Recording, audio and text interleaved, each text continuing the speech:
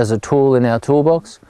I have these little anecdotes that, you know, like, you know, I just think the more tools you can have in your toolbox, the better it's going to be.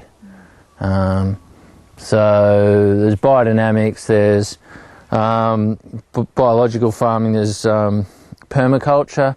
I mean, I guess it's interesting because I started off as permaculture when I was living in the city. I mean, that was, you know, what I was into. I went to do a permaculture course in New South Wales with Bill Mollison.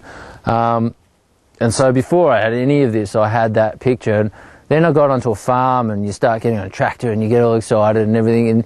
And I sort of thought permaculture was sort of, yeah, it's changed my mind to think permaculture was sort of great, but maybe it was, it's not really commercial. Yeah.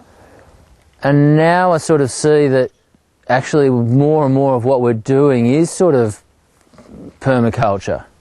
And it can work on a commercial scale, but it's sort of different. I mean, it's just taking principles out of permaculture, which I've started to gather are actually good farming principles to start with before permaculture existed. Yeah. And I'm sure Bill will agree. I mean, he didn't necessarily make up a lot of that stuff. It's, you know, it's old school farming. Yeah.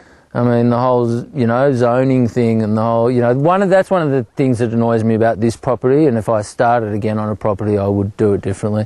Is that, I don't know if the camera was on all that way, but you know, the house is quite away from the garden, and it's up a big hill, and it's kind of annoying.